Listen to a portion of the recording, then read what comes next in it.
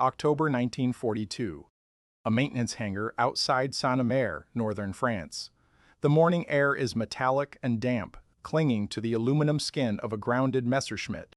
A Luftwaffe mechanic named Krause leans into the engine cowling, sleeves rolled, hands blackened with oil that smells faintly sour. The Daimler-Benz DB 601 has been temperamental for weeks. Rough idling, fluctuating oil pressure, a subtle vibration no pilot can quite describe. He cranks the starter. The engine coughs once. Then a grinding shriek sound, not of combustion, but of friction. The propeller lurches and stalls. Krause swears under his breath. He checks the fuel line. Clear. Magnetos, functioning. He drains a sample of oil into a metal cup. It looks normal, dark, viscous. Nothing suspended in it that shouldn't be there. 2 days later, when the engine block is partially dismantled, the discovery unsettles everyone in the hangar. The interior cylinder walls are pitted tiny craters gouged into the alloy, not scoring from foreign debris, not shrapnel, not fatigue fractures from overstrain. It looks like corrosion. But aircraft engines do not corrode from within. Not like this, and certainly not in weeks. The first assumption is rushed wartime production. Germany's industrial machine, though formidable, is stretched thin by 1942. Aluminum alloys are being pushed to their limits. Workers are fatigued. Materials are being sourced from across occupied Europe. Yet within a month, similar reports arrive from other Luftwaffe units. Not catastrophic failures, nothing dramatic. Engines that run, then seize unexpectedly. Oil pumps clogging prematurely. Bearings degrading faster than design tolerances predict. The failures are subtle, statistical, inconvenient, but they are multiplying.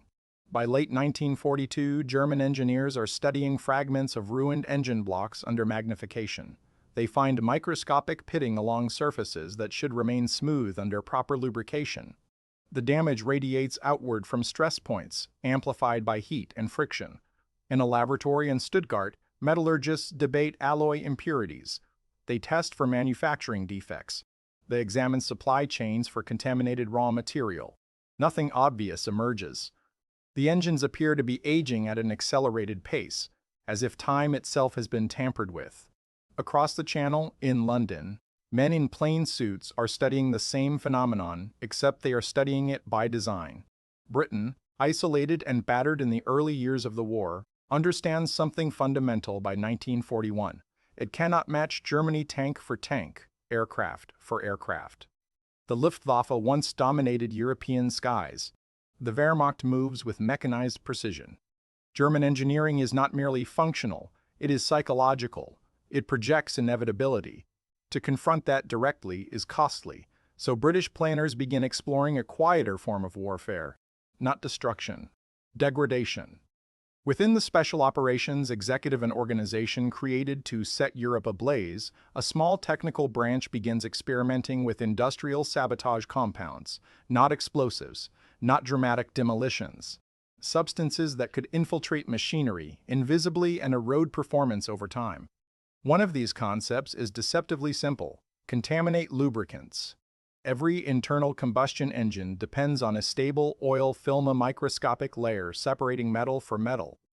Under extreme heat and pressure, that film prevents direct contact between pistons and cylinders, bearings and crankshafts. Disrupt that film and the entire engine becomes a friction machine. Early experiments focus on abrasives, ultrafine particulates that could pass through coarse filtration systems, yet gradually scar internal surfaces. But abrasives alone are too obvious. They leave visible residue if concentration is high enough to cause rapid failure. British chemists push further. They develop compounds that combine fine particulate matter with chemical agents capable of accelerating electrochemical corrosion under high-temperature conditions. In small quantities, these additives remain suspended in oil without immediate detection. Under operational stress, high RPM, thermal cycling the mixture destabilizes the protective lubrication layer. Microscopic pitting begins. Aluminum alloys, prized in German aircraft engines for their lightness and heat dissipation, are particularly vulnerable to certain forms of galvanic and chemical corrosion when protective films break down. Once a pit forms, it becomes a stress concentrator. Heat accumulates unevenly. Friction increases locally. The process compounds itself. The brilliance lies in patience. The engine does not explode. It ages rapidly. And to a field mechanic, it looks like wear. The challenge is not chemistry. It is delivery. Britain cannot simply ship barrels of contaminated oil into German factories. The operation requires indirection, deception, patience equal to the compound zone. Neutral trading networks become conduits. Industrial shipments move through intermediaries in occupied territories. Small batches of lubricant additives, labeled for mundane industrial use, are diverted. In some cases, the contamination occurs not at factories, but at secondary depots where oversight is thinner and desperation higher. The quantities are minute, a fraction of a percent, enough to seed a batch of oil destined for maintenance depots supporting Luftwaffe squadrons and mechanized units. No single shipment is decisive. But warfare at scale is arithmetic.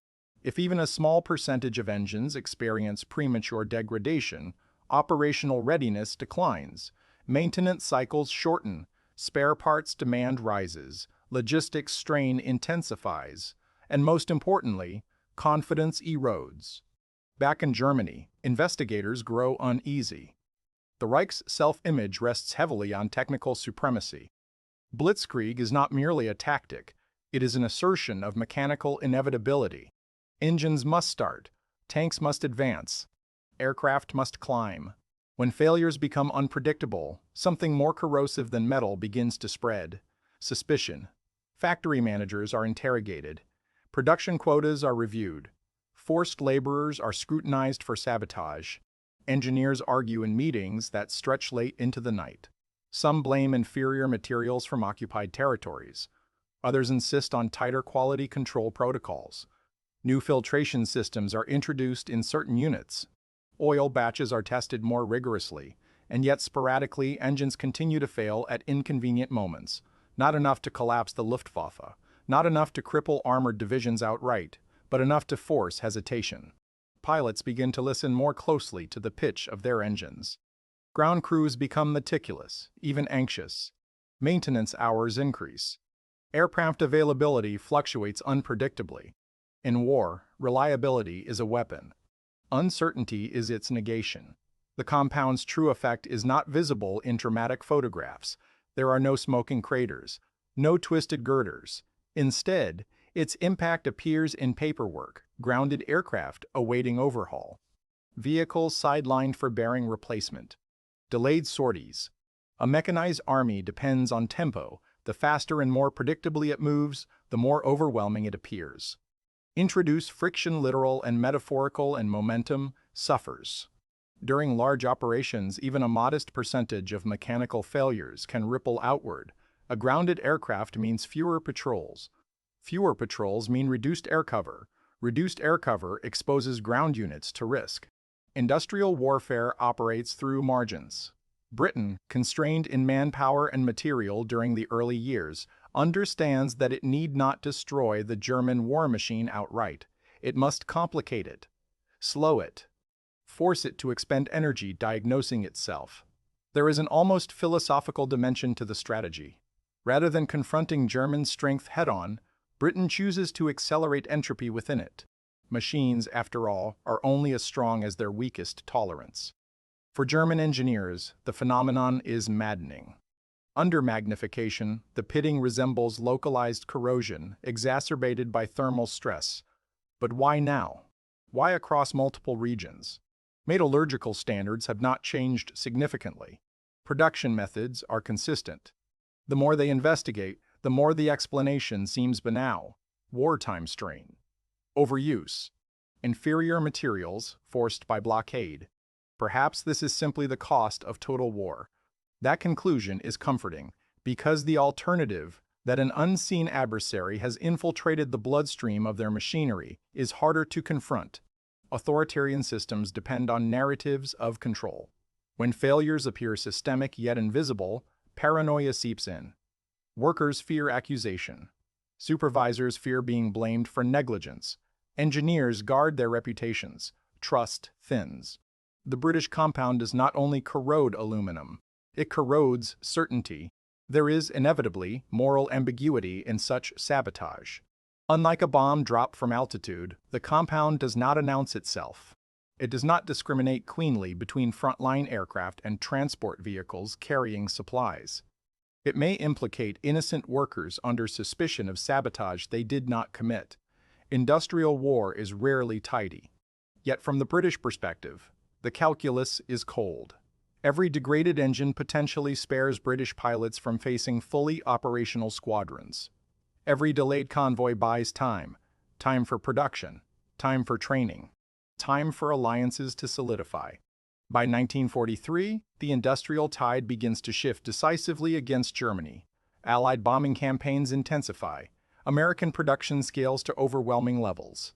The compound's role, though small in the grand ledger of the war, represents a transitional moment.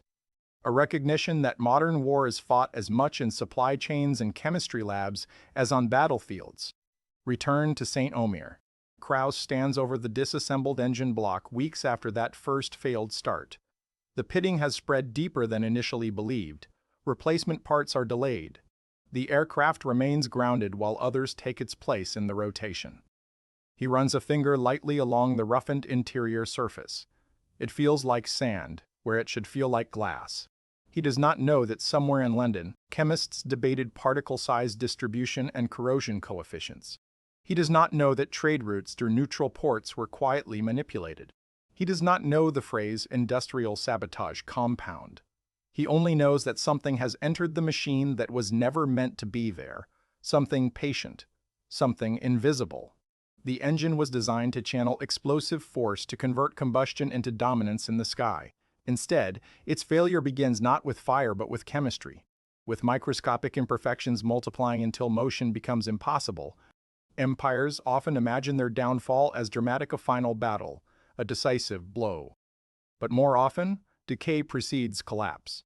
Metal fatigues, systems strain, confidence falters. The British compound did not win the war. It did not shatter the Luftwaffe in a single stroke. What it did was quieter and, in its own way, more unsettling. It proved that even the most formidable machine can be undone from within, not by overwhelming force, but by understanding its vulnerabilities intimately enough to let it destroy itself. In the hangar, the morning light filters through high windows, catching dust suspended in the air. The grounded aircraft casts a long shadow across the concrete. The engine block, pitted and compromised, sits inert on a workbench. A machine built for speed, arrested by corrosion too small to see with the naked eye. And somewhere across the channel, men who will never meet Krause understand that in modern war, the decisive blows are not always the loudest. Sometimes, they are the quiet reactions happening deep inside the metal, where friction turns certainty into doubt, and strength into slow, irreversible decay.